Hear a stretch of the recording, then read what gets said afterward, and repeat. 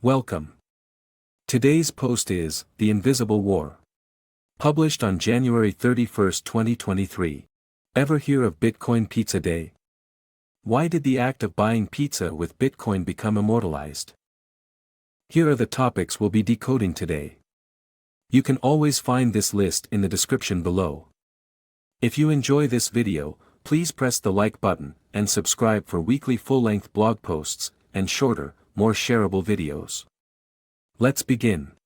A good method to understand comms is to research the history of fame. Fame is a byproduct of media pushing something or someone into the eyes of masses of people.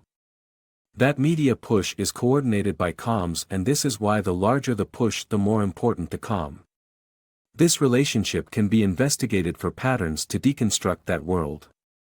Simply put, all you have to do is find the most famous iterations of the most famous things in history and then take a look at the most famous events around them. Often you'll find a vast array of seemingly unrelated famous events, but when you investigate them, the patterns tell a different story than the official one. The most remembered, i.e. famous things, are often discussing the same thing but with different symbols. There are many reasons for this, and let's jump into an example. Bitcoin. Ever hear of Bitcoin Pizza Day? Why did the act of buying pizza with Bitcoin become immortalized? What happened around that date? May 21, 2010. Pac-Man Doodle most played online game in history list. First playable Google Doodle. May 22, 2010. Bitcoin Pizza Day first commercial Bitcoin buys 2 Papa John's pizzas for 10k Bitcoin. See the pattern? Pac-Man was originally designed as a pizza with a slice removed. So for a version of Pac-Man to be released in a historic fashion through Google within a day of this Bitcoin pizza buying, something is going on here. Even though we understand there's a connection, because I haven't decoded Pac-Man, we can't know what it is yet. The good news is, if I decode Pac-Man, it may just explain the point of Bitcoin. Pac-Man. There are many ways to investigate, but we must understand the basic details first. It's a game with a maze where you run from ghosts as you collect pellets. However, if you touch a power pellet, you can eat the ghosts as they then run from you. The best way to decode is to look at pop culture examples, the more prominent the better. And the majority of them for Pac-Man seem to revolve around the famous song Pac-Man Fever, quite possibly the most famous video game song. Notice it's been spoofed on Simpsons, Family Guy, and South Park. I've gone through each of these and a few patterns emerged.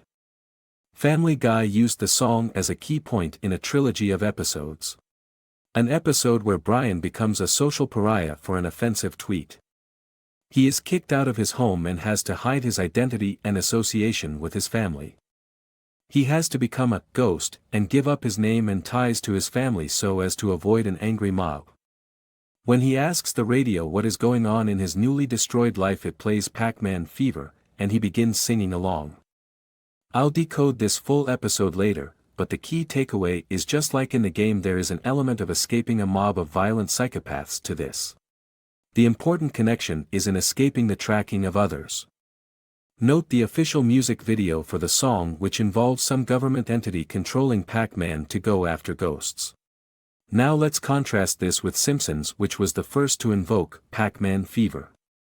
An episode where there is once again an angry mob of citizenry. It involves Springfield being split in two with new area codes, and then the two factions go into covert sabotage operations against one another. Pac-Man Fever comes into play when the band The Who guest stars and Homer sings it as a suggestion on what to play. There's a lot to unpack there. The Who are famous for many songs, including providing the original theme song for crime scene investigations. Who Are You? This is much like the music video. I believe Pac-Man in part symbolizes the search for and unmasking of hidden secret identities and past events. As a side note, the whole story is kicked off with the hunt for a dangerous badger, which Bart somehow mistakes corn for stoats/weasels as a lure to bring the badger into sunlight. It makes no sense as a joke, but as a calm. Corn, I believe, is a calm for calm. We've seen Comey spelled as corny in official documents, and as such our plus N equals M, which means corn could symbolize calm. So the symbol was in luring out a dangerous animal with comms. I.e. trying to find perpetrators of sabotage, just like in the Simpsons episode, by utilizing fake comms to draw them out. Both Family Guy and Simpsons had comms tied to the internet. The entire anger mob was due to an online tweet with Family Guy, and the entire conflict with Simpsons is due to the area code changes for phones. At the time the phone lines were synonymous with internet, as the episode came out in 2000, which was still when dial-up was far more common than broadband. Became less common in 2007. Consider the game in relation to this. So you run from ghosts until when? Until you get a cookie. The larger dots were called cookies in the original version. A symbol tied to tracking. Just like with the dots as a breadcrumb trail. The power pellets are then evidence that allows the ghosts to be taken down. Notice the original Pac-Man had cinematics as well. These cinematics prove the ghosts weren't supernatural but hiding behind sheets. They are called monsters in the original version. Symbolism for being in a disguise. Note Pac-Man's child falls in love with a ghost in the sequel. As in eating, the ghosts doesn't necessarily equate to killing, but forcing them into cooperation. This fits The Simpsons, which went on about how they wanted to catch the badger without killing it. Let's contrast all of this with the final parody.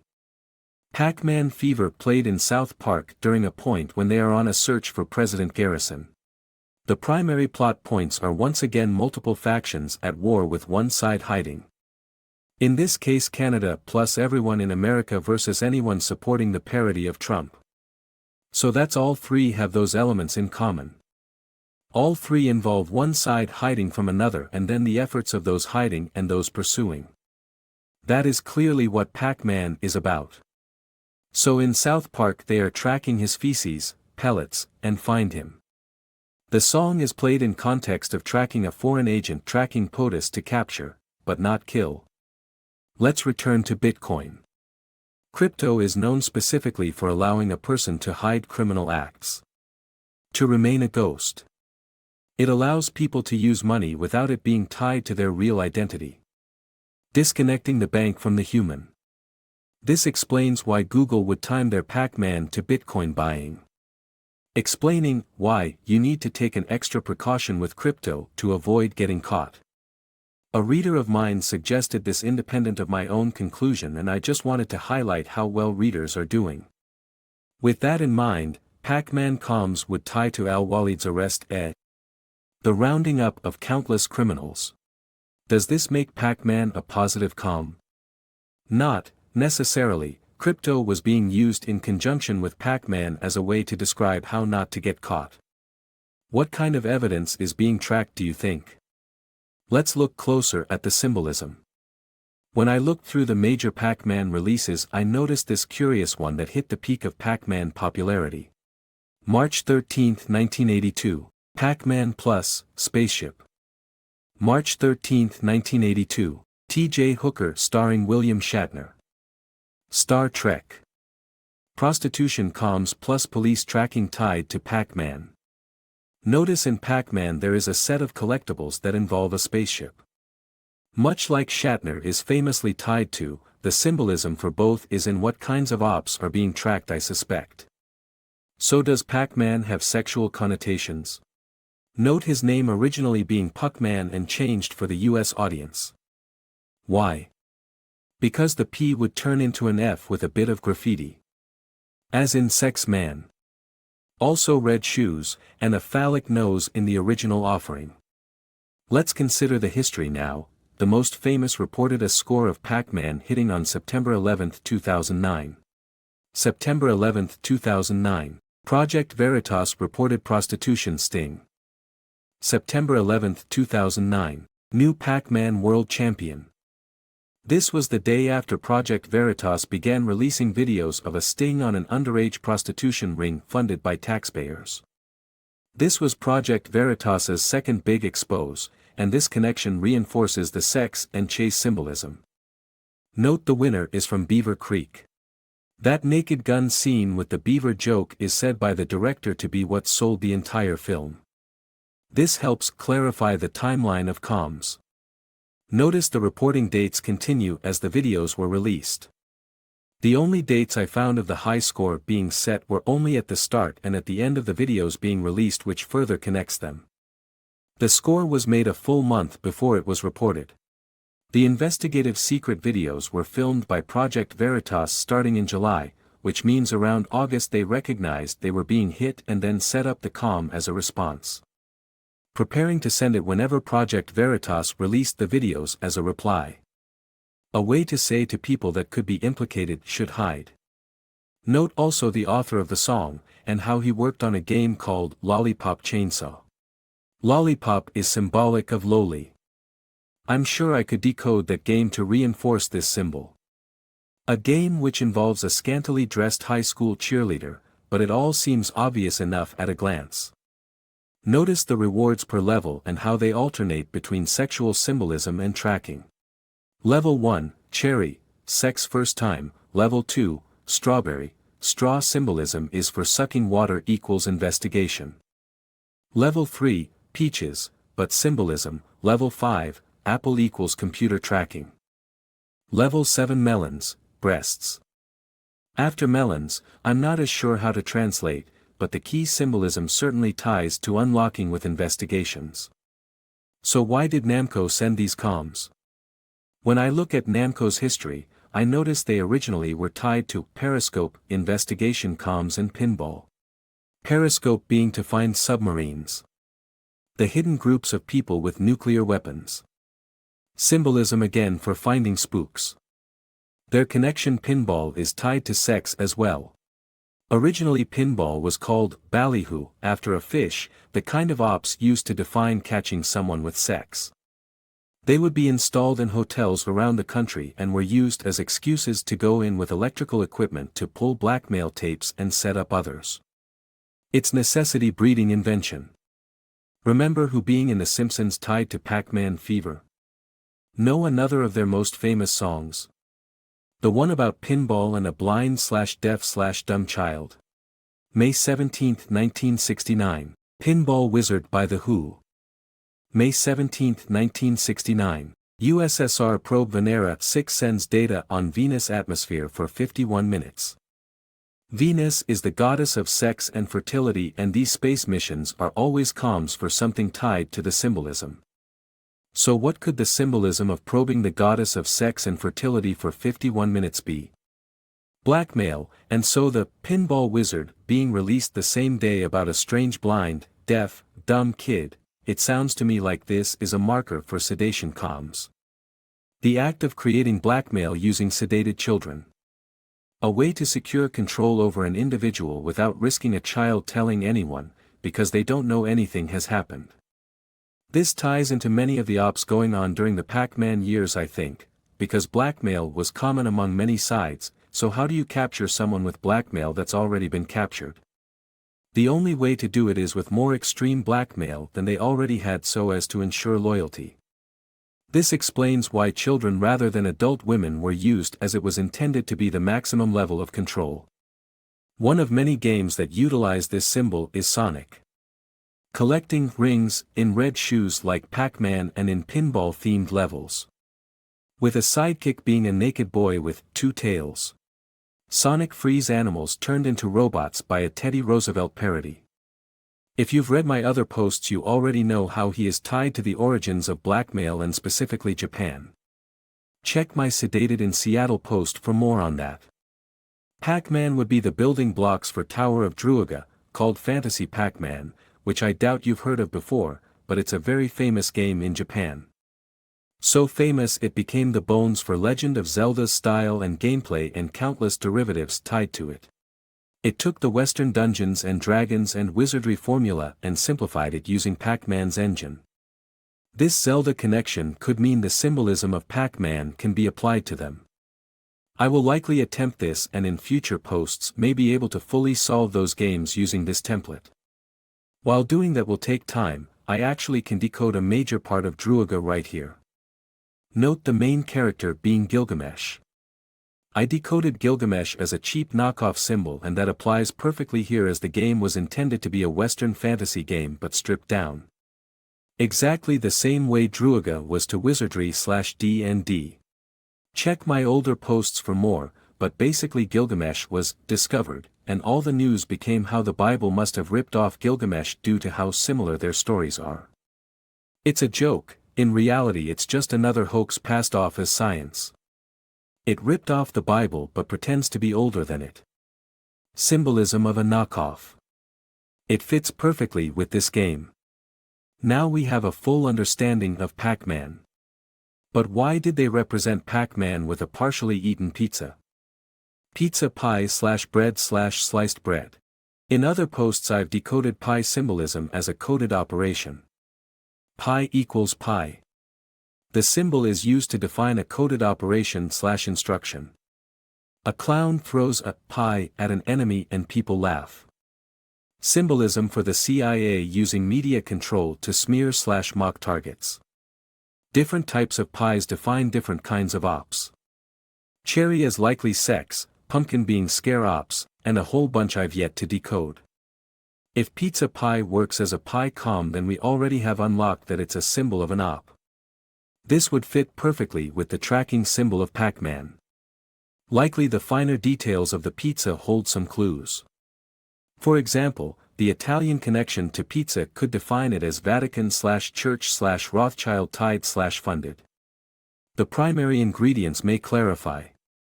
Cheese is symbolic of picture-taking. Tomato is symbolic of mockery. The South Park Pac-Man episode was literally called Splatty Tomato in reference to Trump being lampooned. What about bread? Actually, I had a theory that bread equals bread and symbolized my daily bread being the newspaper comms. When I told my readers this, one of them noticed the timing of sliced bread. July 2, 1928, first American TV broadcasting.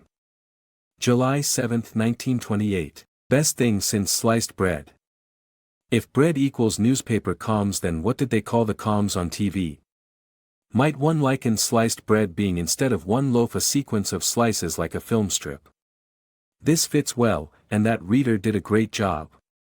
Let's move on to one more Bitcoin subject. Dogecoin. Dogecoin is famously a joke.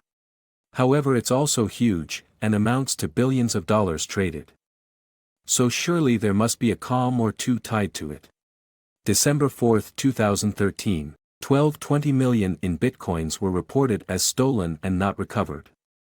December 5, 2013, China causes Bitcoin to crash, restricting use and warns not legal tender.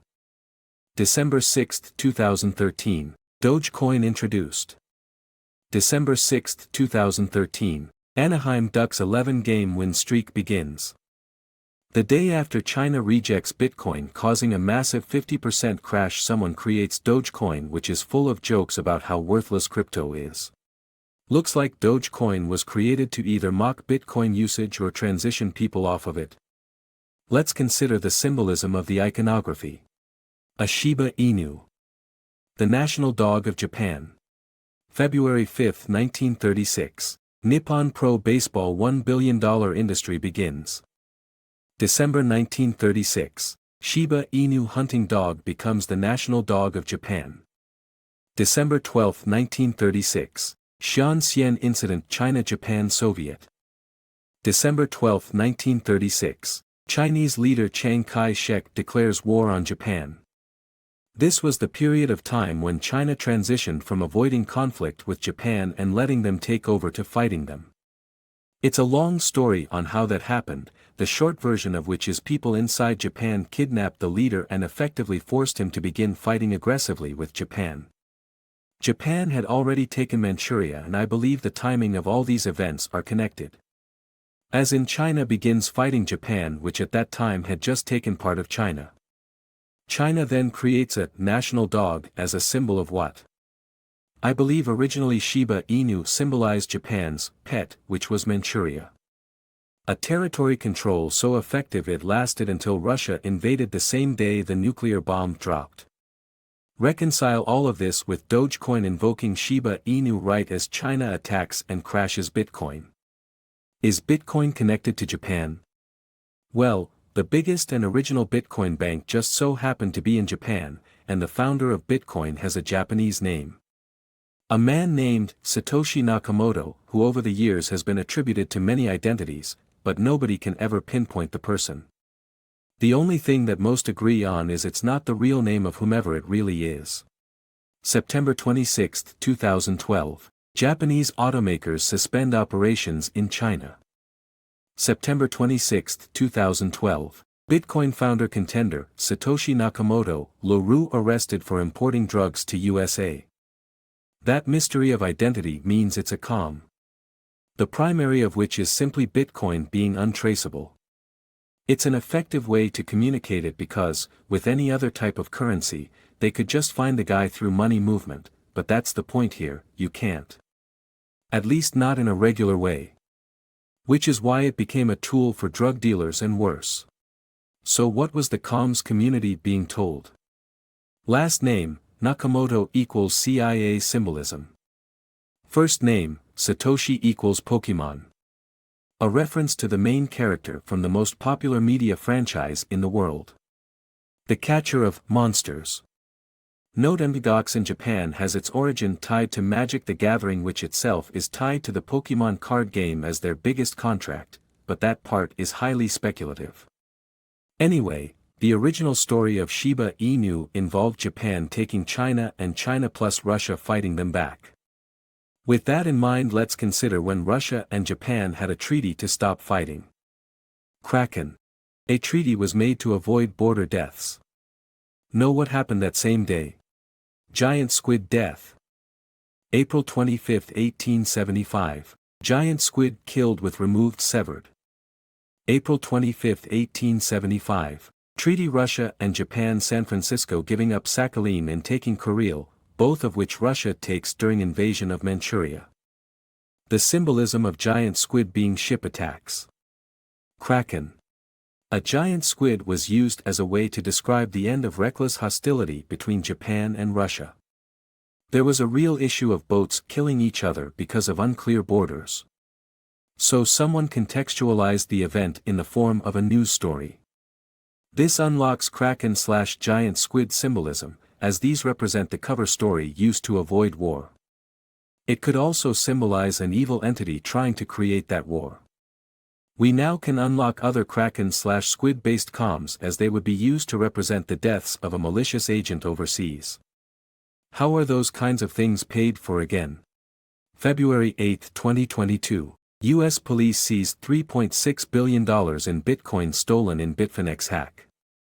February 9, 2022. Found washed ashore dead giant squid, entire tentacles and reddish skin largely missing. November 18, 2020. Found washed ashore giant squid with an entire missing reddish skin. November 19, 2020. Chinese police seizes $4.2 billion in crypto. Crypto. And would you look at that, I barely dug and found 2 different giant squids reported within one day of billions in Bitcoin being seized. These giant squids aren't that common. I included one unrelated squid above to demonstrate this. The squid time to the Bitfinex hack 1 was the 681st giant squid on record. Over a period of 500 years, squid 681 was reported 9 months after squid 680. And yet despite this, the 2 biggest billion-dollar sieges of Bitcoin, which itself is incredibly rare, happen each one day removed from a giant squid being found. That's another one of those impossible coincidences. As close to confirmed as it gets with patterns like these. Note also both of these involve China/USA police tackling crypto crime over the past 2 years. Almost like they are working together. Speaking of which, as we are talking about giant squid/Kraken and China/USA, another pattern catches my eye. December 29, 2018, Tesla China construction authorized. December 29, 2018, giant squid filmed and photographed alive at the surface. April 30, 2021, Tesla just paid back $614 million in loans Chinese Shanghai Gigafactory. April 30, 2021, Seattle Kraken just paid $650 million expansion fee. Oddly giant amounts of money match up the same day. But what can be made of this? I have yet to decode hockey, and I won't be tackling it today, but I can present a hypothesis. Sports teams in general exist to send information publicly about ops. So with that in mind, what kind of data would be appropriate for a team setup during the pandemic days? What have I decoded was happening then and now? It'd be the removal of predators, many funded by crypto. This fits perfectly with them choosing Kraken as a symbol. Ever hear of Epstein and Ghislaine Maxwell's Country on the Sea? The only like they ever gave was to an interesting image. I believe that's an octopus rather than giant squid, but I think either one could represent a Kraken. Given Kraken's symbolism tied to the murder, this would likely mean the team itself may exist to tracking these. The choice for it to be in Seattle. Seattle as a symbol is tied to Japan and by proxy China as the primary trading post historically with them. I cover many comms in other posts that demonstrate Seattle is tied to Japan. Nintendo literally owned the Seattle Mariners for decades. So this would imply the choice is tied to clean up overseas, and this would fit with China welcoming Elon Musk to build inside their country. There's only so much I can decode due to my low expertise on sports, but I can look for a few more comms tied to the team. For example, did you know they have a rescue dog? January 16, 2022, Walmart creates its own cryptocurrency, NFTs, enters metaverse with sales of virtual goods. January 17, 2022, Davy Jones' dog Kraken Seattle rescue dog introduced therapy dog. January 17, 2022, Betty White 100th birthday planned, check fake deaths post for more on this connection. Rescue dog, it's worth mentioning that Walmart recently bought the Denver Broncos. The most expensive team in history. All of this appears to be tied to the moving ops to protect people from hitmen funded at times by crypto. Avoiding future court dates by killing witnesses and scaring people into non-cooperation. All of these comms with Musk and Doge appear to represent a deconstruction of that system tied to prostitution and murder. Dogecoin appears to have been chosen as it represents the defeat of Bitcoin and laughing at anyone that tries to hide behind anonymity.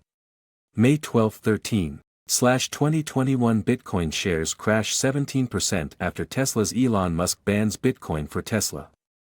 May 13, 2021, Chinese media makes surprise U-turn on Tesla now claims Shanghai expansion is going smoothly. This is why there are quite a few comms tied to Bitcoin crashing in relation to China cooperating with these kinds of operations. The same day the Seattle Kraken expansion began. December 4, 2018, NHL approves Seattle Kraken NHL team. December 4, 2018, Cardi B dressed up like a tiger instead of going to court. Symbolism of the trade for immunity with cooperation with ops. Before I move on to the next subject, let's backtrack a moment to the Shiba Inu year. Remember, it was tied to controlling foreign territory with Manchuria. A location Japan lost to them due to World War II.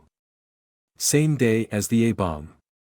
Check my intro post for more on that, but I bring it up because February 5, 1936, Nippon Pro Baseball $1 billion industry begins. December 1936, 12 Shiba Inu hunting dog becomes National Dog of Japan. December 12, 1936, Xian incident China-Japan Soviet. December 12, 1936, Chinese leader Chiang Kai-shek declares war on Japan. December 11, 1936. King Edward abdicates throne due to mainstream media scandal for his decision to marry American divorcee Wallis Simpson. Notice how Japanese pro baseball began that same year, top sport in country. This may have signified the setup/running of home base operations. Baseball is all about the symbolism of home runs and running from and to bases far from home. Bases in foreign territories kept safe by blackmailed foreign heads of state, so it ties right in with all that I've decoded about how baseball has been used in past posts. Still a long way to go before I can fully deconstruct sports, but I'm getting there. You also may notice how King Edward abdicated within a day of the Chinese leader being captured and then turned against Japan with Russian help. I'm not actually sure what to make of this yet, but it reminded me of this connection. March 30, 1867. Alaska Purchase U.S. buys Alaska from Russia. March 30, 1867. Provisional peace treaty between Japan and Russia precursor to the one I discussed above. It seems the global nature of changes is not a new phenomenon. I'm not sure, but my first thought is of strings held in some way between Japan and America. So in exchange for buying Alaska, a peace treaty is set up. I will eventually track down every nuance of this history, but until then I can only speculate on some of these oddities.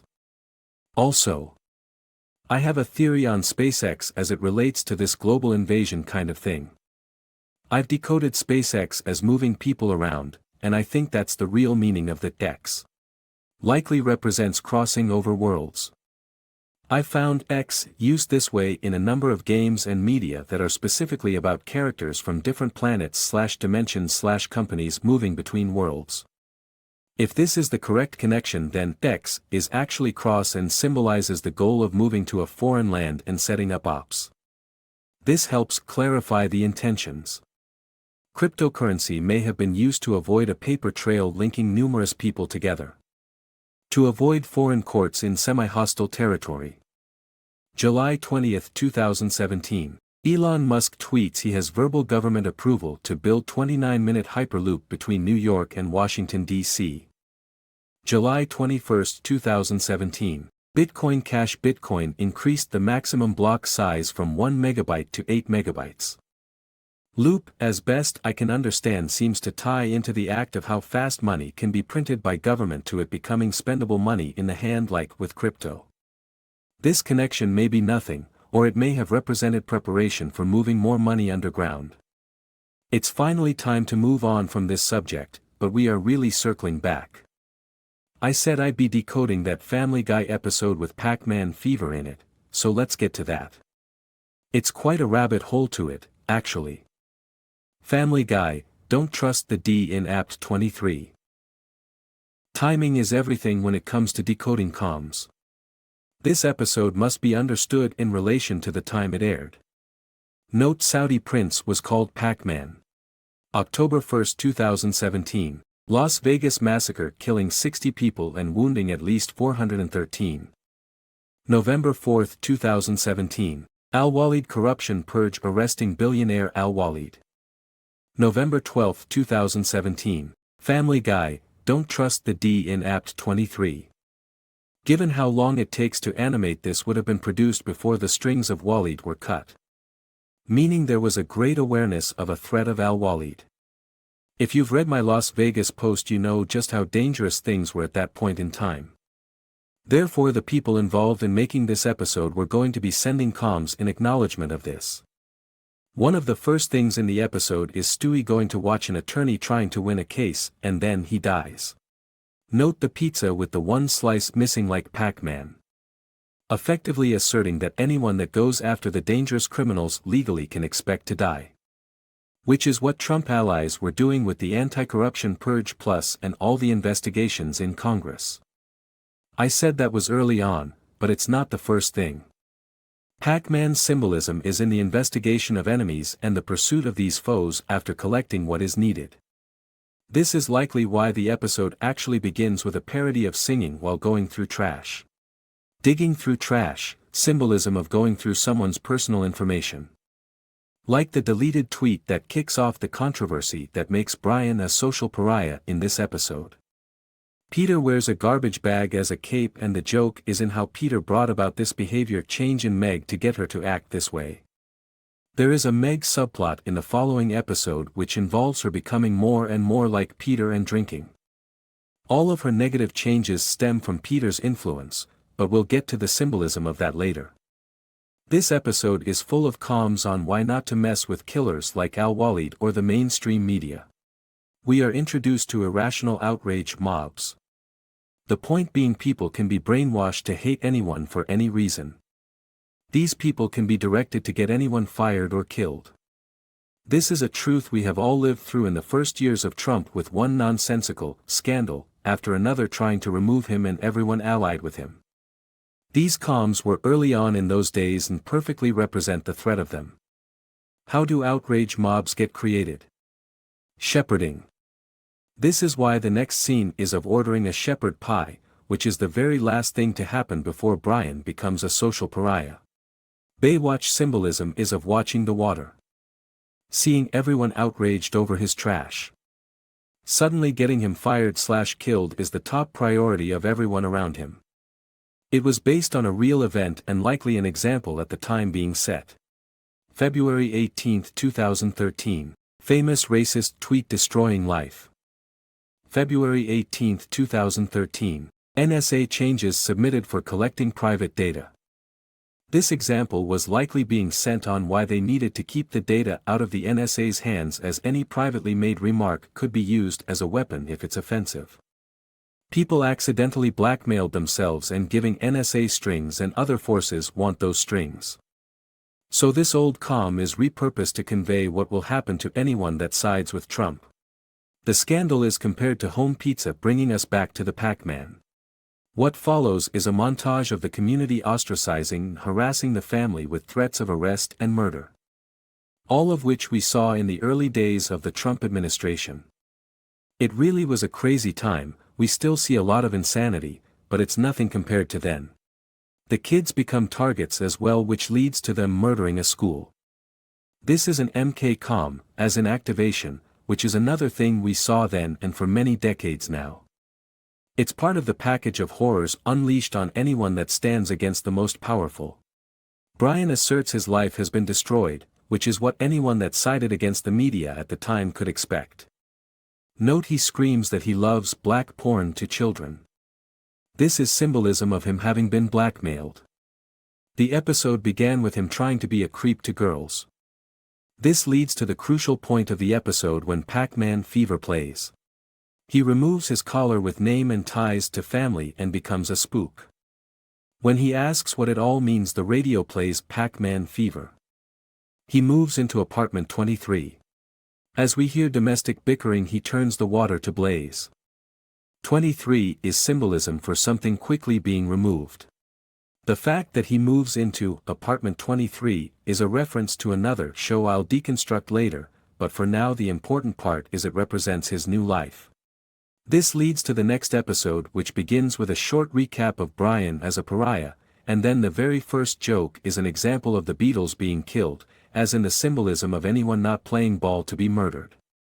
Note it's specifically presented as a messenger from the future giving a warning. Put that in context of the time frame, and it's saying why you should be careful not to cooperate with anyone going against the mainstream media. This is also why Brian gets a job as a suicide hotline operator. So this leads into the Peter plot, which involves a tradition of watching Rocky IV. Watching the USA beat Russia.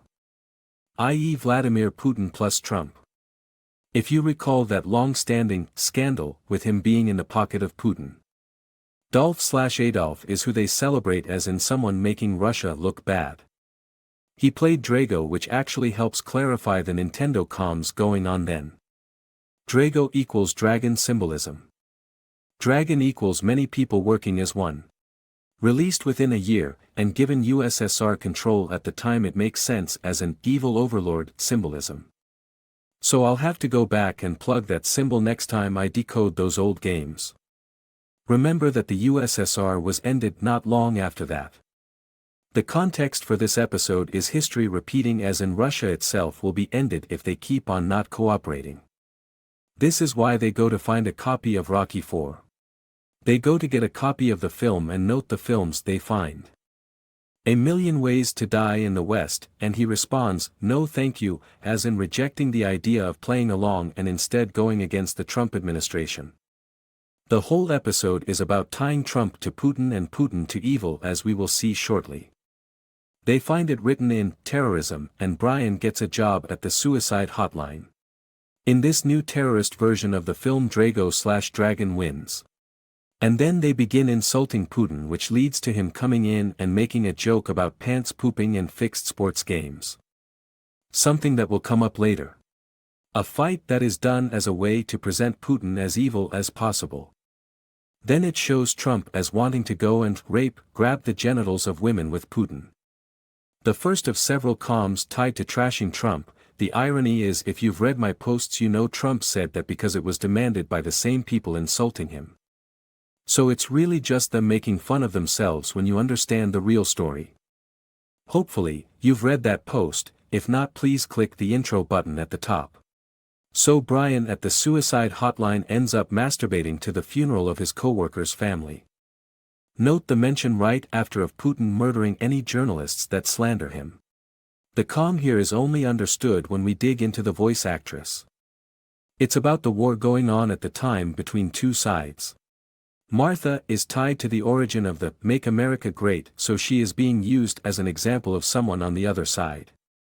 People all around her are being killed, hence funeral of her family and suicide hotline, and the other side is literally blackmailed into compliance. Blackmailed to sabotage and get people like Martha arrested, which is exactly what happens later. Note Putin comes to Peter with, "Hello? Is it me you're looking for?" This is a Lionel Richie parody, and the symbolism is in getting a job. Remember that Peter was looking for the movie Rocky IV, as in getting the populace motivated. A song about a blind girl with a teacher that loves her. Finding at the end she has sculpted his likeness. Blindness equals lack of comms awareness. This is symbolic of shepherding the masses. A sculpture symbolizes an op. The point is in finding the right way to move the masses as desired by the ones funding. So Putin is accused of murdering journalists in that last scene, and then is portrayed as a womanizer and then idiotic in various ways. He tries to escape from a woman named Bridge Nielsen equals Nielsen ratings. As in the escape from collapsing ratings. Having it be presented as a drunk woman screaming and chasing might be a reference to the then upcoming Stormy Daniels scandal and other accusations from drunk parties. This is where Brian decides to plant evidence to implicate Martha in a crime she didn't commit. Exactly the kinds of things going on against Trump at the time. Martha doesn't get a happy ending, but of course she wouldn't, as the messaging is in the threat. Brian's motive is in not getting caught himself, because as we saw with the blackmail comms, he is acting according to his strings. Without his collar he represents a spook without an identity. Because of how evil the act is, he is given a broken leg so as to punish him. These shows have to still function for viewers, so having the audience root for a character that is acting evil over and over again requires little things like this.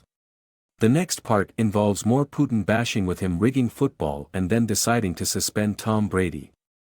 Tom Brady is the symbolism of Brady evidence. Just like how Brian was trying to avoid getting caught, so too is the point of this. Going after people who threaten to release blackmail. A big "suspend Tom Brady" button is threatened by Putin, which angers Peter to the point where he literally begins attacking Putin for real. It makes no sense in context, as it was set up before that Putin had bodyguards that let him wail on Peter. However, this time Putin gets destroyed and the Russian audience sides with Peter reenacting Rocky IV. Also, so, what did Rocky IV symbolize at the time? November 21, 1985. Reagan and Gorbachev meet for the first time at a summit in Geneva, Switzerland. Leads to the breakup of the USSR. November 21, 1985. Rocky IV destruction of Soviet state Dragon Drago. November 20, 1985. Windows' earliest version, might not be relevant, but I always keep an eye on odd timings. So it literally was about the destruction of the Soviet state. They seem to get along, and then the voiceover just takes some time to trash Trump some more by saying Putin is evil, and that Trump is evil for being his best friend. So, it's about what you'd expect, except not really. When you look at the animation versus the voices, it's entirely wrong. The animation tells the story of Putin becoming a friend, but the voice tells the expected smear of Putin and Trump being evil. This was clearly planned differently than it played out.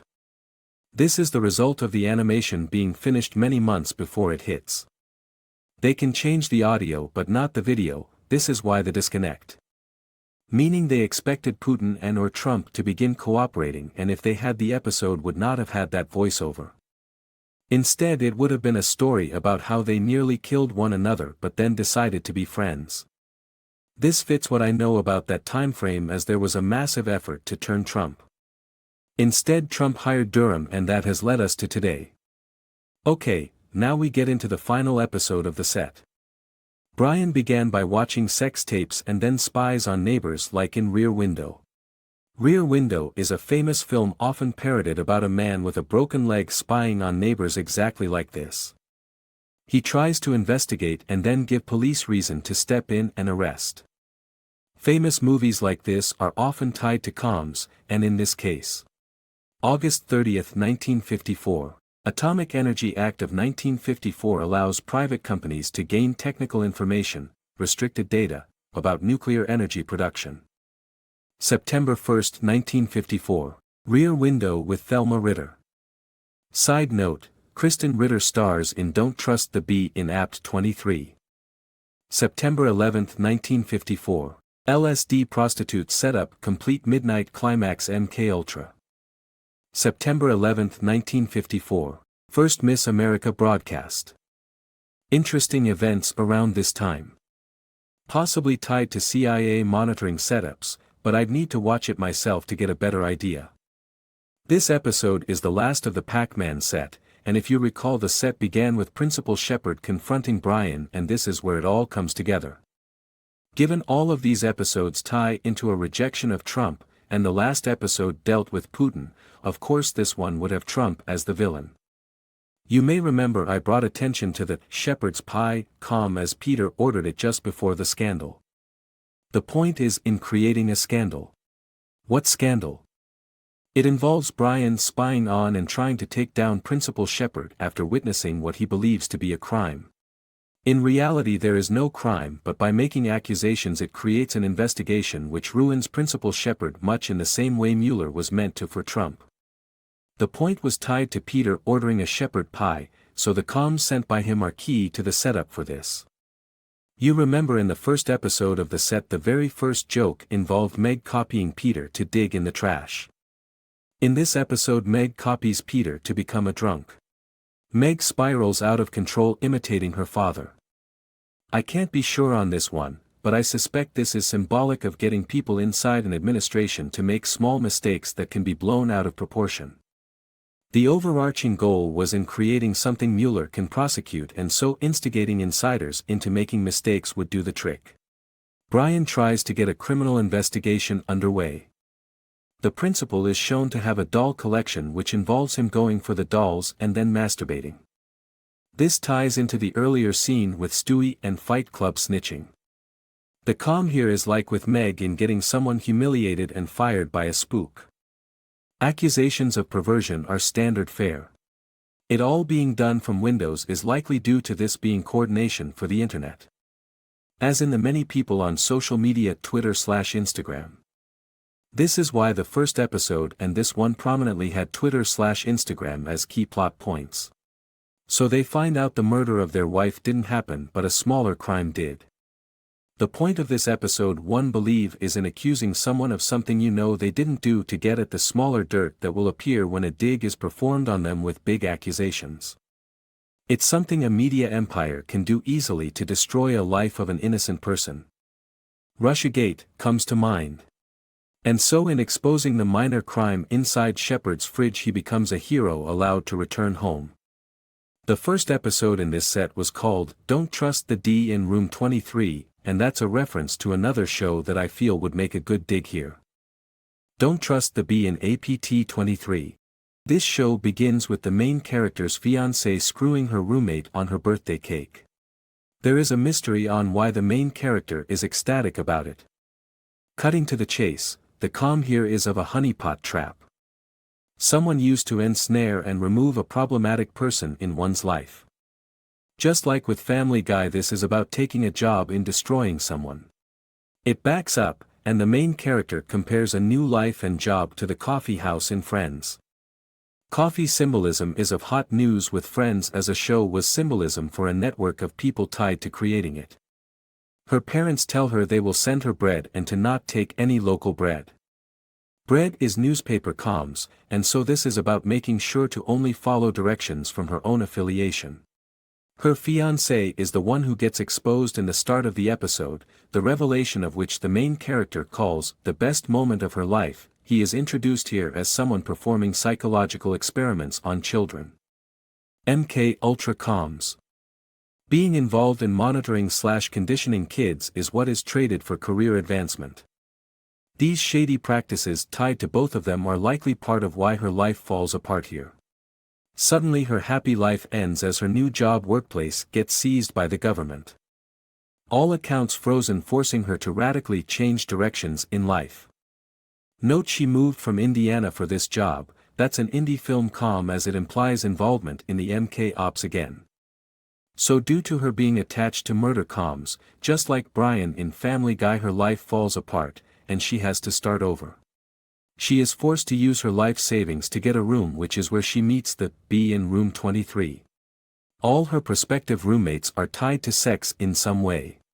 A pole dancer, pussycats, and one outright saying they may have sex. The first thing she talks about with the B in room 23 is her friendship with the main character to Dawson's Creek.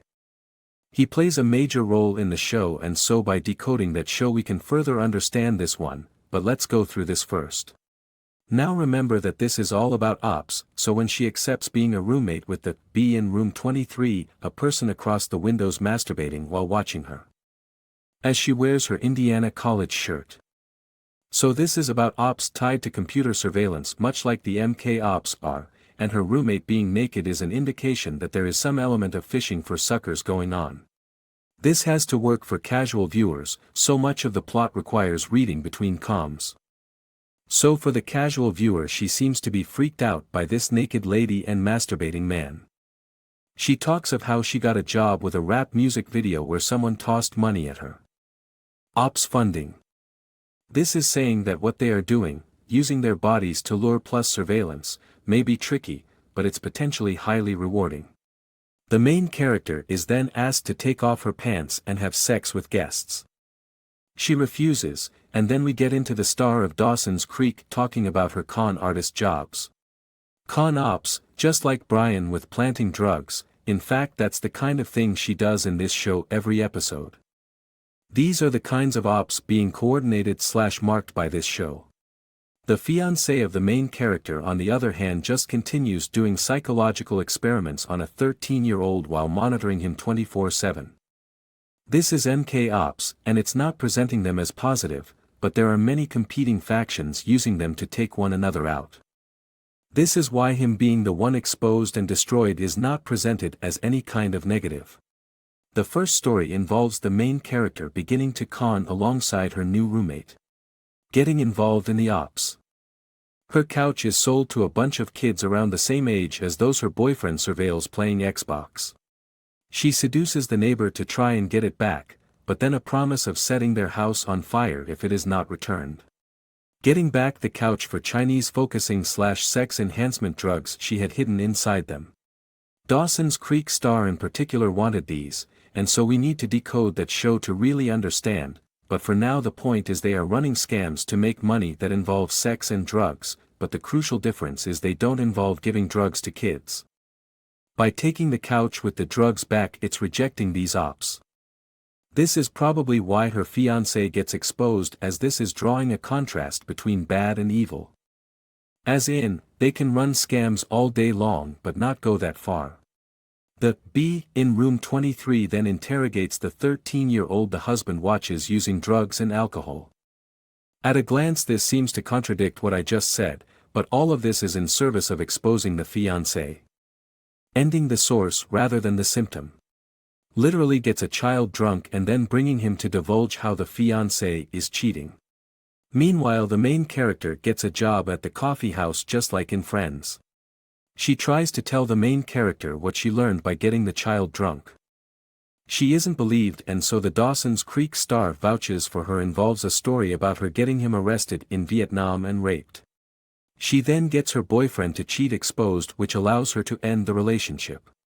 The episode ends with the foreign commercial the Dawson's Creek star mentioned is shown. The one that led to him getting arrested. Dawson is the moon, cherry taste, and then he talks about getting a new agent, which is the point of this. As it's about switching from evil comms tied to abusing children to scams that are tied to taking down bad people. Of course that's all subjective sometimes, and it's clear now why Family Guy would choose this as the symbol, as it implies Trump was dirty. A way to justify destroying him. Anyway, the point of all of this is in ops. It's about setting up ops tied to ruining marriages among many other types. Next episode begins with talk of the roommate being a psychopath as she uses a hooker's toothbrush. She then sees a baby and the Lionel Richie song plays, Is It Me You're Looking For? Once again Lionel Richie. I went over this comm in Family Guy's set of Don't Trust the D in Room 23, and here we see it again with the Don't Trust the B in Room 23. Without comms the messaging is simply she wants a baby plus marriage, that's why she is thinking about dating, but with comms it's about getting a new job, which remember she desperately wanted a better job than her new minimum wage one. Baby comms are about new ops starting. This is what Stewie represents in Family Guy, and his head shaped like a football is much the same. Football being an egg/funding comm. Brian also represents an op, as dogs and babies are both used to symbolize an op, but with babies being much more long-term. I go into this in many posts, so just read a few others if that sounds new to you. To be a part of these new ops, the main character buys red panties as the B in Room 23 talks of eating blowfish out of a Japanese man's mouth. New experiences being the ops. They discuss life plans, and she wants to get a job back on Wall Street plus a husband plus a child named after Christopher Robin from Winnie the Pooh. This is trying to get the first steps going of a comms family and needing backing by international powers. That's why ops are undertaken. This is getting set up with the family. The man in the windows was set up with a sex doll Republican. Symbolism of seducing political figures with honeypots. Dawson's Creek star dresses up as Indiana Jones and teaches a film class. Symbolism of ops setup. Main character wears a mirror as in looking online to monitor targets. Fiancé cam. Then we have that Is It Me You're Looking For, again from Lionel Richie. Comms of the op being successful in snagging someone. A much older man seduced by a young coffee employee. We find out this is the father of the B in Room 23. So just like the last episode, it's going into divorce kind of ops. Creating scandals, though it's presented as though the only person that cares about this is the main character. Her emotional reactions being the way to manipulate circumstances when a scandal comes to light. This is the class with Dawson's Creek. The whole audience wanting to get in on Dawson's Creek. I'll be decoding that later, but the short version is it's just as this show in creating movies IRL. Honeypot traps, something like Nexium and Allison Mack comes to mind, but I don't think it's specifically that one. The married cheating father gives her a McGroth the crime dog as a way to make her feel comfortable. Cheesy symbolism of surveillance, and with this a comm of police tips. The mother appears in wheelchair, and it becomes a scandal. Father gets upset at exposure, then it leads to the B pushing him into traffic. Something she did with him at the Hoover Dam as well. Water equals info. Dam being something that holds back water, comms of control over figures and the potential release of information. This ties to the larger point, applying these blackmail ops internationally. The episode ends with the star from Dawson's Creek talking about Russia getting the show now as he seduces a Russian. Ends with the B in Room 23 explicitly saying that movie to be filmed is the sex between an actor and a Russian. This ties into the longer form conflict with Russia, I suspect, and it extends into what we saw with Family Guy setting traps. Anyway, when I dug into Dawson's Creek, notice a character Jen appears and then becoming the focal point, and dies in the season finale. A woman who would marry Heath Ledger, pictured, and they began dating in 2004 while filming Brokeback Mountain. Given comms tied to Ledger. As a murder, it suggests his death was an op sending a message just like Brandon Lee. As in his marriage to a character sacrificed on Dawson's Creek was being set up from that point. This helps clarify my decodes. My earliest decoding read the tragedy as exactly that, but the more I've learned to decode the more clear it's become this was a well-choreographed message. Something we see even this early on. Anyway, this tragedy concept fits Dawson's Creek. The thing most people know best about the show is the theme song. April 4, 1968, Assassination of MLK. Plus 1 day after death. April 5, 1968, I don't want to wait for my life to be over, born Dawson's Creek. Clear symbolism of her not wanting to be the person killed because they waited too long to get on the winner's side of history, i.e. the villains. Don't misunderstand, this is not saying that death was fake, but that it was real and something to avoid. Ledger on the other hand appears to have been killed, as a message to others. So there are fake deaths and real ones. Typically it's better to assume it's as the news reports until a comm clearly reads otherwise. May 14, 2008, 1000 Ways to Die Spike TV. May 14, 2008, Jen dies in the season finale of Dawson's Creek. These are all implications that these ops were sending messages of threats. Remember the Ways to Die comm was also in the Family Guy attached to Russia cooperation. No thank you, is the response Quagmire gives at not wanting to die here. Just as the episode begins to insult Putin/Trump more and more. As in going that route which is safer than confronting the murderers. Also the, I Don't Wanna Wait song wasn't the lead single for the singer, that honor went to, Where Have All the Cowboys Gone? March 25, 1997, Biggie Smalls' Life After Death. March 25, 1997. Dawson Creek Singer, Where Have All the Cowboys Gone, lead single. Symbol of people being killed. Hence the last parts say our goodbyes, over and over. So what does Dawson's Creek symbolize? Why is it Dawson's Creek? Who the heck is Dawson, and why would it be the choice for title? Dawson plus Creek plus Expos. A creek is tied to water, and water equals info, so given the time frame. I'd say this probably relates to the internet. It was the signature show of the new WB network. WB equals web. Note how their first show involved owning a newsstand and Dawson's Creek involved the son of an anchorwoman who makes a movie out of his life. August 16, 1995, Windows Internet Explorer 1.0. August 17, 1995, Tribute Newspaper Empire buys into WB Network WB/web. These ops might be about coordinating/marking internet. The other signature show being Buffy. March 10, 1997, Palm Pilot by Jeffrey Hawkins released. March 10, 1997, XNXX Top 10 Porn Site launch. March 10, 1997, Buffy the Vampire Slayer. Buffy being another signature show for the WB around the same time. Pornography is one of several ways pacification ops are run which doesn't make them good, just the utility and where the funding is. Note Hawkins tied to that same day, know who else is named Hawk. When it comes to name comms often it's a reference, and so I looked up Dawson and only one result came up. Dawson the Hawk. July 6, 1997, MLB No. Retired 10 Hawk Andre Dawson Expos.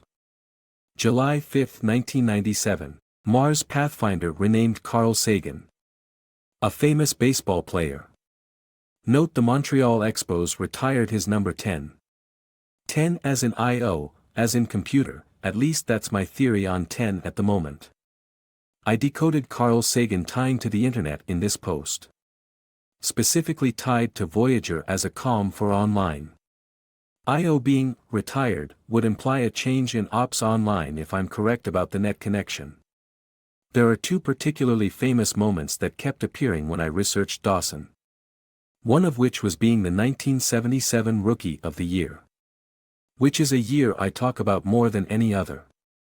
The beginning of Q clearance and the replacement ops with the proto-internet computers alongside Apple. Same time frame as the proto-internet starting/Q clearance and the MK hearings. The transition of ops. The other famous moment is more telling but only after a dig into it. September 24, 1985. Growing Pains Misadventures of a Family with a Home Business Father and a Journalist Mother. September 24, 1985. Montreal Expo Andre Dawson is 9th player to get 6 RBIs. September 23, 1985. U.S. Space Command. Now, Growing Pains was a famous show, so if by chance this show signified something internet-related. March 1, 1947. Alan Willis Jeffrey born Growing Pains Alan Thicke Canada. March 1, 1947. U.S. declares Hollywood guilty of antitrust conspiracy goes. Growing Pains symbolism tied to government blowback with court cases. As in because they got too large it triggered attacks by court. A show with Alan Willis Thicke playing a psychologist with a wife newly on the phone as a news reporter. Remember those jobs tied to the other shows? Comms about setting up the early net. Alan is a symbol tied to the MK surveillance ops with the Allen Memorial Hospital and the first CIA director. Cameron equals camera on. This is further reinforced when I dig into his other work. June 19, 1987. Supreme Court rules school teaching evolution need not teach creation. June 19, 1987. Brave Little Toaster Frozen Connect. June 19, 1987. Not Quite Human debut Alan Thicke makes a robot boy. October 1, 1968. Night of the Living Dead Romero Dwayne Jones Judith O'Day revolutionize horror. October 1, 1968. J. Underwood born. The psychologist in question is also famous for a role of programming a boy, so this is tying into the MK ops. And the boy he programs is born the same day as the original zombie movie. Brave Little Toaster equals cooking bread symbol of making news. The show itself clarifies a bit of this. It involves an expanding universe, and a talk on selling the sister for a tape deck for their drive. Sister sold named Tracy Gold. Trace equals record. Gold equals money to make. A character who would be the brunt of psychological abuse in the show with fat jokes. A character who first starred along the girl she replaced for the role as the hand-me-down kid symbolism for changing hands. June 30, 1936. Gone with the Wind. June 30, 1936. Alan Hamill born. The father in Growing Pains, Alan Thicke, replaced Alan Ham on Late Night. He was born the same day as Gone with the Wind. If you've read the intro you know that's a comm about the tech revolution back in the 30s with audio pictures. Audio comms which ties into ham as in ham radio communication. So his symbolism fits perfectly when tied to MK surveillance which would use security cameras. Let's finally tackle the show itself. Dawson's Creek Show. Note the names involved with Dawson's Creek. The main female protagonist is Potter, same timeframe as the first Harry Potter book. This implies a connection that may help me decode that one. Her first name, Joey, is a symbol tied to new ops based on my other decodes. Joey being a kangaroo baby in a pouch, symbol of a new op distinct from baby as a Joey symbol is inside a pouch. As in, it symbolizes something intended to stay hidden. Note above the early use of internet tied to the show which involved Dawson's desktop, a way for readers to go through the trash and learn more about their lives. It fits the ops going on. The show begins with E.T. and Joey suddenly bringing up sex. And talking about genitalia. The symbolism here seems to be in the push going on around this time of getting people into pornography as the internet took off. I decoded the push with adults, but this one is specific to children. I don't think Harry Potter is about that, but I think that's because Harry Potter was more about the cult world of things whereas this is about how to handle the masses of people. Pretty much every conversation is about sex for the first quarter of it. Kids watching this would leave it thinking mostly about sex because that's what it seeds in the mind. Having it begin with E.T. is fitting given this. E.T. was comms tied to blackmail ops, check my Spielberg post for more on that. A movie that begins with a poker game with kids talking about getting a pizza and getting with 40-year-olds. Dawson's Creek is different than this, but the point in connecting the two might be in both are about funding secret ops tied to kids and sex. Dawson's Creek is about kids talking about sex and masturbation. Very intentionally trying to seed the ideas in kids' minds. The boy gets infatuated with the idea of having sex with the teacher. By the end of the episode they make out, and he gets beaten. The main character is a filmmaker, and by the end of Dawson's Creek, he turns his life into a show he sells. I skipped over it before, but the scene directly after the first one with Joey bringing up sex for the first time shifts to his film making The Black Lagoon. A monster assaulting a woman, and she reacts that he is grabbing her butt. This is his friend playing the role. The one that tries to get with the teacher and seduce. Frustration and pushing people into breaking. The father is also only mostly talking about sex. The 15-year-old friend of Dawson tries to seduce his 40-year-old teacher. He asks her if she wants a milk dud before failing at seducing her. This confirms a decode I had before of the candy. I was fairly sure it symbolized a dud as it fit the name. The friend gets beaten up and then successfully seduces his teacher. The show ends with Joey demanding to know how often the main character masturbates. Along with all the other parts trying to make it a comfortable subject, it seems the conditioning here was in how young people should think about using the computer. I doubt an MK victim would ever watch a show like this. It means these kinds of intent for society went far beyond pacifying dangerous individuals, or so I thought. When I looked through the comms of it, it seems they were indeed justifying this as part of the pacification ops. January 20, 1998, Dawson's Creek premiere. January 20, 1998, CU Ralphie Buffalo death. November 28, 1997. CU Ralphie final game with CU losing. November 28, 1997. Beavis and Butthead are dead, original show finale. I've gone over Beavis and Butthead as comms tied to MK, and how when it went into the movie it shifted away from pro-MK into pacification with getting the violent psychopaths addicted to internet porn instead. The buffalo symbol is for killers, as I went into in my OJ post, and the University of Colorado, specifically CU and CSU are heavily tied to the MK ops. CSU being, Cam the Ram as in symbol of using a camera to tape just like Cameron as a symbol. These pacification ops are also about tracking. There's a reason many sex websites are so sketchy after all, but even if you don't go to those there is still a way to track. May 18, 2012. Facebook IPO 16 billion record third largest US history. May 18, 2012. Tron Uprising series. May 19, 2012. Facebook royal wedding, Zuckerberg marries Priscilla Chan. Tron being the character built to monitor communications. Name of Tron is Alan Bradley Brady Evidence Com plus MK Ultra Monitoring Com. Tron itself was tied as a game. Crash that killed Atari. I went over before how Tron was tied to these comms of a tech war going on, and this week I dug up another level to it. Obviously you know Nintendo beat Atari, but who else did they beat? The first Sega game was Pongtron, and Sega was a subsidiary of an American company. For a while. July 15, 1983, Sega SG-1000 first console predecessor to Master System owned by Americans at the time. July 15, 1983, NES Japan release date Famicom Computer Red Cross. July 17, 1983, USFL first championship game with no name Denver Mile High. Nintendo won, but an interesting side note about this: the guy behind Gulf and Western died by heart attack in his 50s, which led to Sega being sold. Godfather 3 was dedicated to this guy.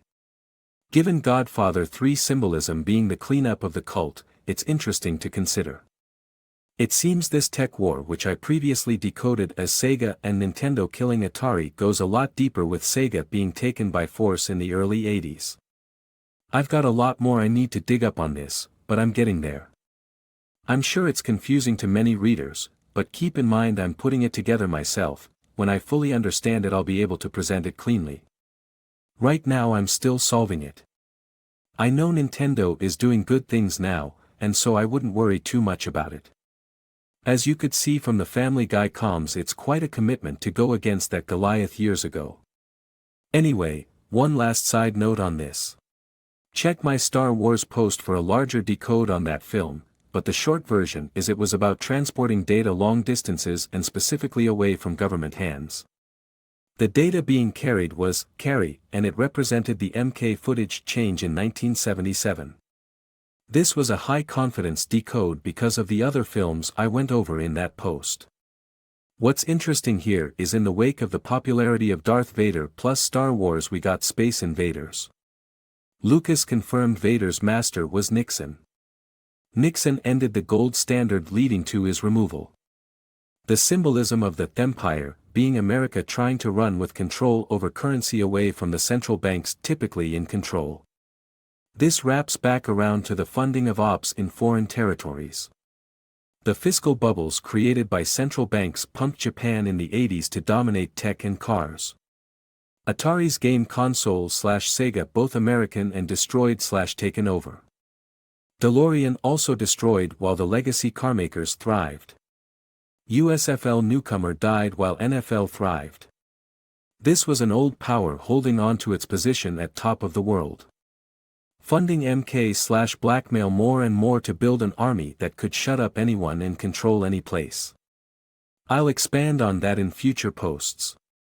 Probably confusing if you haven't been reading posts carefully, but I'm getting close to understanding the entire history here. Now back to tracking. I went over Facebook, let's not forget Twitter.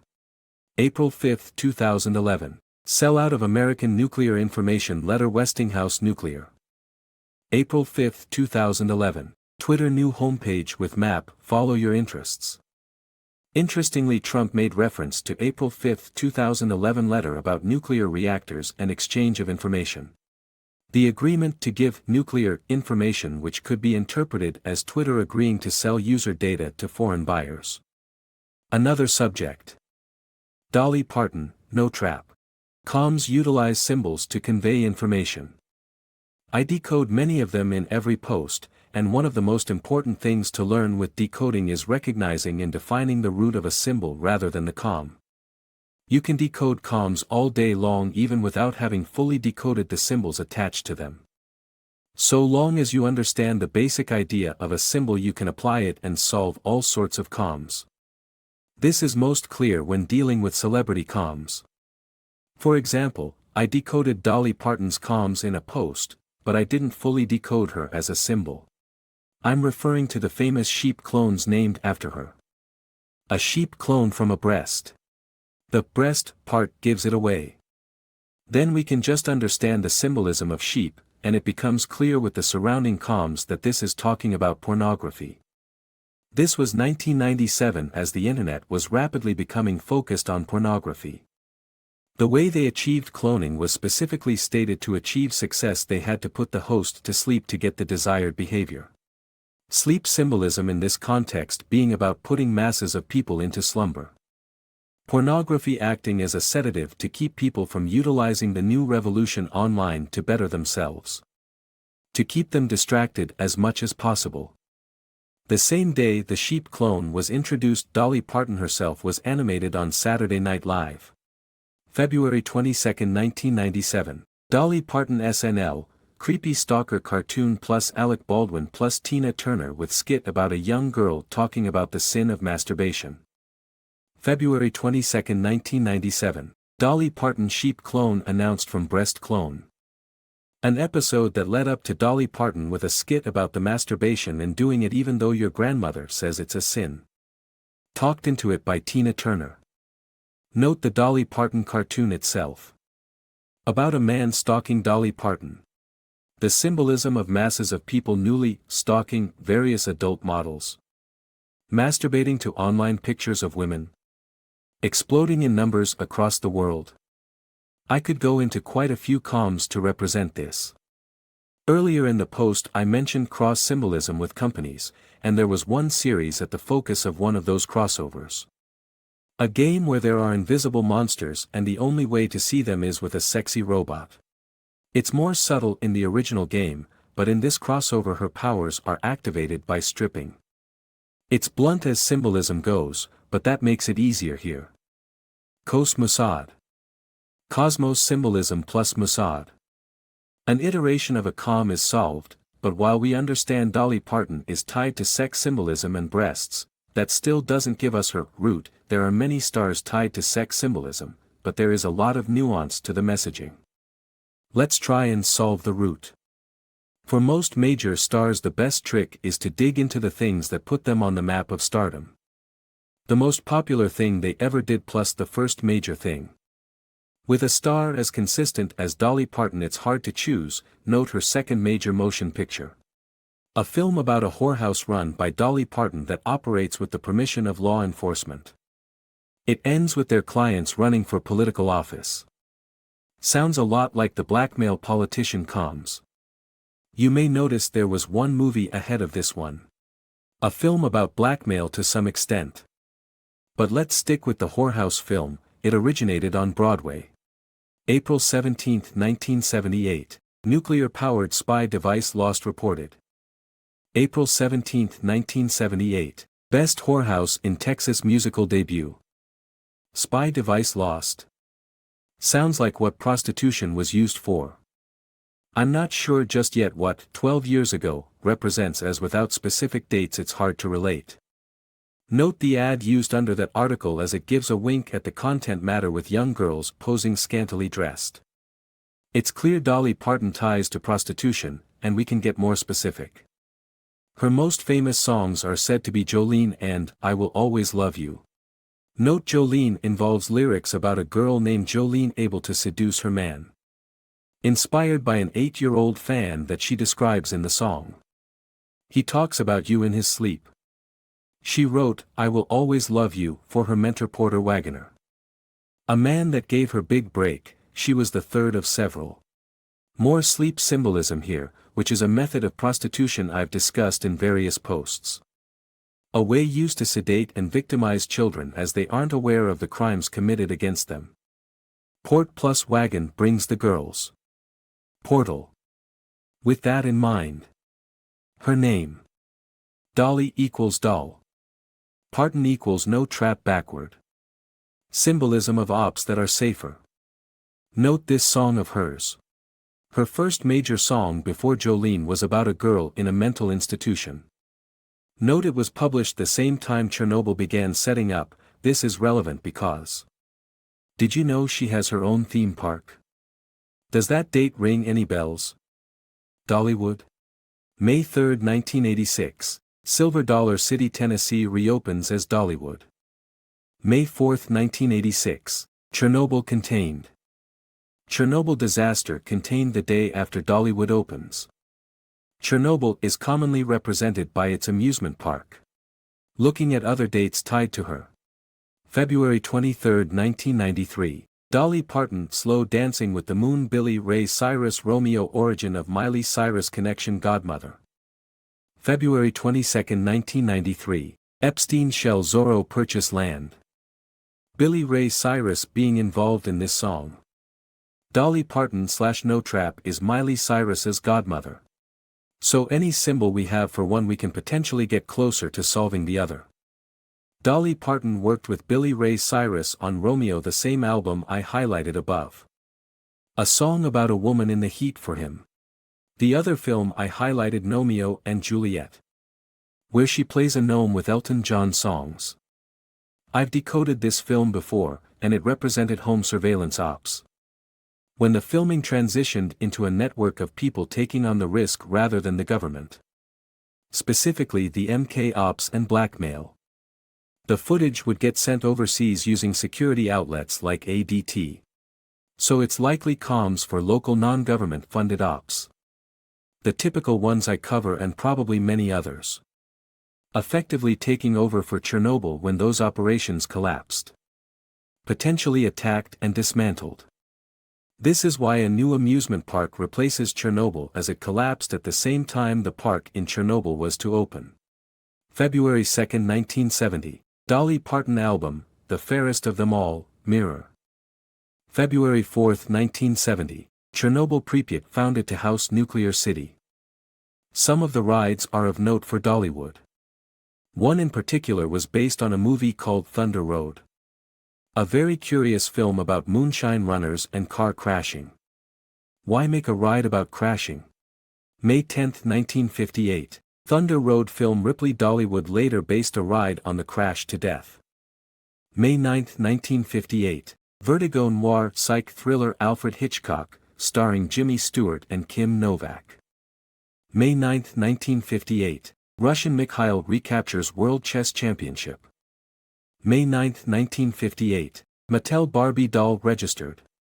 The plan given to agents is one and for the general populace another. For the populace it's often a case of inciting anger, or pacification. Depends on what they want that year. I've decoded a number of comms coordinating this.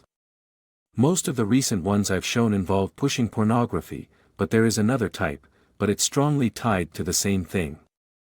Pacification Alt, hi.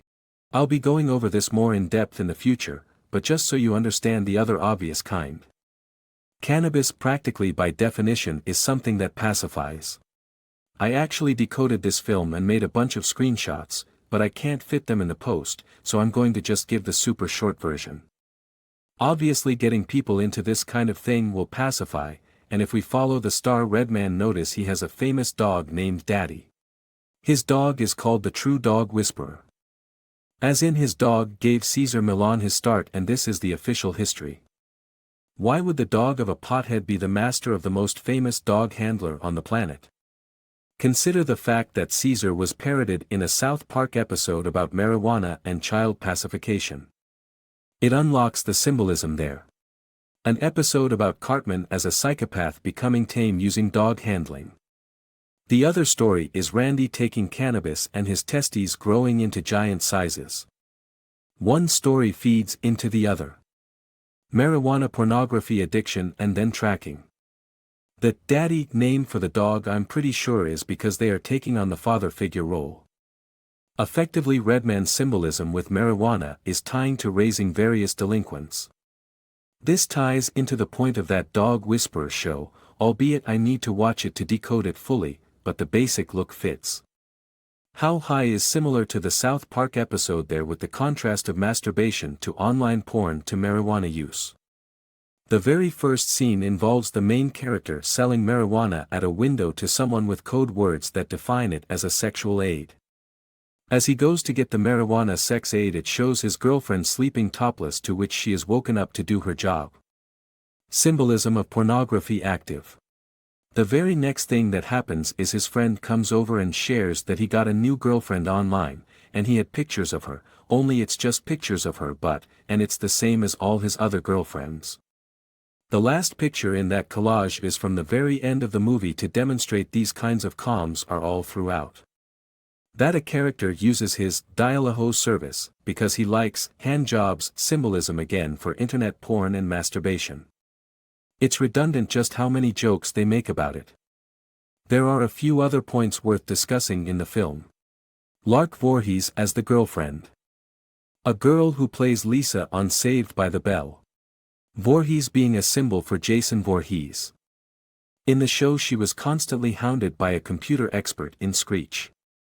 How High uses her as the love interest to play off those Saved by the Bell comms. Bart plus Lisa being a Simpsons comm, with one being the tracker and the other being a delinquent. So, if they have all of these addicts on computers what do they use them for after pacifying? February 19, 2010. Daddy, the True Dog Whisperer's death. Originally owned by How High star Redman. February 19, 2010. Baby most disliked/liked video on YouTube. Dislike plus likes equals conflict. Aggression. As in the death of the dog that symbolizes pacification is the bridge to conflict. Setting loose the legions of zombies chained to addiction of drug and porn and trying to get them to get angry about online drama they create.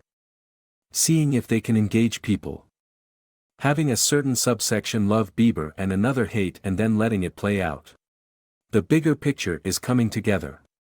A lot of these threads, what could they use a bunch of drug/sex addicts on computers?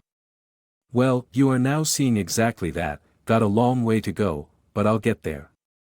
I'm sure a few small points I'm wrong about too, but I always tell you exactly why I think what I think. Extra Decode. July 28, 2001. Hooters waitress sues over toy Yoda.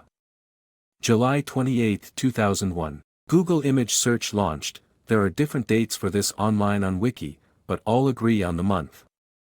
Symbol of being able to see the difference between a Toyota and a toy Yoda. A bit of a joke there to mark the purpose of Google image search, perhaps. Anyway, let's move on to the updates. Updates, curing the blind. One of the many patterns I've decoded over the past few years involves massive changes of wealth. There are two figures that embody this. One is Elon Musk. Richest man in the world during the pandemic. How did that happen? I believe his sudden ascension to the top had a purpose to it. A method for funding ops. Ops that involved the deconstruction of an old evil system and replacement with something good. We are still in the middle of that process. I believe he acts as a public face for a massive stream of funding behind the scenes. March 10, 2022. Elon Musk, daughter, born announced. March 10, 2022. Senate House agree to $1 trillion bill. March 11, 2022. New money system agreed upon China-Europe. The goals of that funding are nothing short of tearing down an old evil system and replacing it with something better. This is why he sells all his houses and lives below the poverty line. He understands how it will be viewed by history. That's my theory anyway, and I also believe he is not the only face of these ops. There is another figure in pop culture with a similar motif in contrasting excesses. The top single content creator on YouTube is famous for charity and a promise of giving away everything he has. I'm talking about Mr. Beast. A man Elon Musk promised to give Twitter to should anything happen to him. A joke of course, but there is a point to this relationship. A point to how they position themselves. A reason they are at both at the tops of their respective fields. Weeks ago I highlighted the Mr. Beast Antarctic video. The most interesting point is when they hyped up their next video of curing the blind. This was a feat I likened to disclosure. Fast forward to now and that episode just came out. So, what now? The symbolism with Antarctica is of a hidden and forbidden place. Check my international sports post for more on that. The important context for now is that it symbolizes the kinds of places where MK/blackmail take place. This video is of Mr. Beast paying the tab and giving vision to the blind. A lot of comms here clarify the purpose. Note Naruto shirt on the kid given vision. Naruto is symbolism for a delinquent youth given a role model. Represented by his cloning technique. The background is tied into the pacification attempts over in Japan which I cover in my anime post. The point in this context is in having people teaching one another comms. Notice a Tesla given to the formerly blind. A new ability to drive. I often say, drive in a negative context, but it can be equally good. I can drive you to recognize why you need to work hard and better yourself. I hope. Notice the juxtaposition of satchel, carrying, and being given the ability to drive and the kid in the Naruto shirt with only a 50% chance of this working. Which is an admission that the methodology they have chosen won't likely work for all, it's symbolism of one educating the other. Kind of like I try to do here. I'm well aware many people aren't going to get what I do, and I bet more than 50% of the people who get referred to me leave before it clicks. Much of that's my own fault as I spend so little time editing, even so. I want people to join me in figuring out what the heck is wrong with the world, so we can begin to fix it. I'm excited about disclosure, and what's great is it's not just the USA note they highlight giving vision all around the world. I believe this is set up for disclosure. What specifically is being disclosed? Who is it being disclosed to? Take a look at the thumbnail. Mr. Beast touching little boy who is crying. Plus context of blind people see. This is disclosure for crimes against children. Exactly what Q said would be used to wake people up. Note the YouTuber comments I highlighted about the video. calling it something demonic. Fits perfectly with these victims. In fact, there's a pattern right now I noticed going on with trending YouTube videos about 666 and secret rooms. A Roblox, kids game, called Doors about a cursed hotel, opening secret rooms, and inventing a language to define monsters. I.e. comms. Another 666 video highlighting 17 million views on a cursed YouTube channel, the sequence then defining secret old tapes and myths about footage of rape. So many victimized places need help, and the Tesla in particular is likely a comm for people positioned into driving others. Effectively allowing someone to be seen that can alter the people who see them. Kind of like anyone that reads my posts or watches those great videos made from these posts a friend of mine uploads, smiley face. It's all moving to the Great Awakening. To do it right. This is very encouraging. This doesn't mean we are on the precipice of full disclosure, but that victims are specifically being given a chance now to wake up. Hence the 50% chance of working. This is a necessary building block to what's to come. Perhaps a few of them will even be directed to me for lessons, smiley face. If we have these comms from Mr. Beast about giving sight, what else are we seeing with people tied to the Great Awakening? Kanye marries, Bianca censor, mouth spray plus censorship. Keeping mouth shut. This is a comm to represent a temporary quiet. Note the countdown in the connected song. DEFCON 3. DEFCON 2 equals next step to nuclear war. Nuclear comms are often about secrets getting loose, and so something is coming. It's a song built from another song, Someday We'll All Be Free. Self-explanatory lyrics. So this is great. It looks like things are really getting to where they need to be. DOE/Q in headlights. Visible. New site. AI symbolism of the masses, bringing them up to speed quickly. The victims being given vision and eventually a true disclosure of the crimes of the world. I'm not sure when things are coming, but they are. Like for example all the deaths of celebrities. Here's one I noticed digging this week. July 21, 2021. Death M. 112 years old Jorge Duran Coral Mexico oldest man.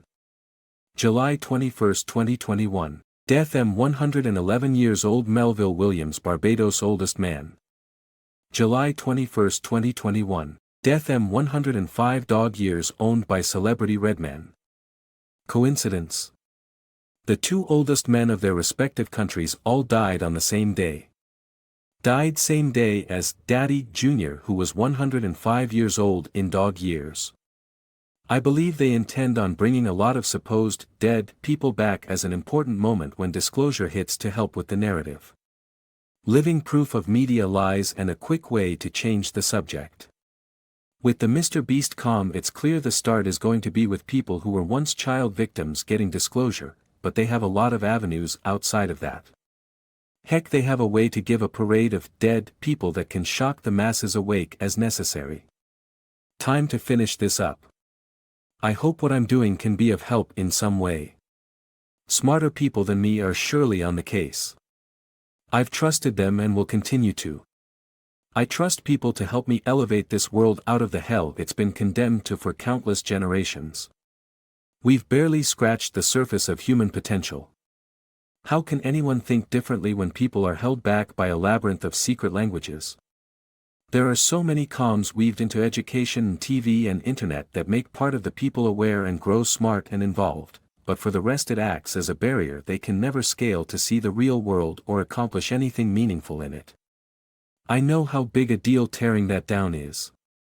Ron Watkins with AI comms suggested it will go incredibly fast, and I agree. The power of hive mind when applied to symbolism comms will quickly make my decodes obsolete. No matter how good I am at decoding, I can't compare to the power of millions. The whole thing will be solved in no time and the whole world will be made bare. What then? Something better, I'm sure. A day will come when people can actually ask themselves what it is they want in life. Rather than the nonsensical answers they may today due to programming, they can find a real path for themselves. All they need is to see the ground in front of them. I look forward to seeing them see. I may be a few steps ahead, but we are all on the same road. Every week I see a few of you getting closer. I hope you keep accelerating because we may have a heck of a lot of new allies soon. Smiley face. Apology/afterthoughts. Last section was a work in progress. Initially I wrote it out in a rush and only shortly after uploading did I realize I could crack the comms more than I initially did. I apologize that my work can at times be so rushed that it gets borderline incomprehensible. Not a good thing given how complex it already is, but I'm just one person and while I could make these posts easier to read it always comes down to a trade-off on how much do I want to slow down my studies. I go as fast as possible, but if reader comprehension becomes more paramount then I can change my approach. As far as I can tell the preference has been for me to get up to speed ASAP so the countless errors are fine as anyone reading my work is dedicated enough to ignore such issues. Telegram. Send leads, begin decoding. This has been The Invisible War.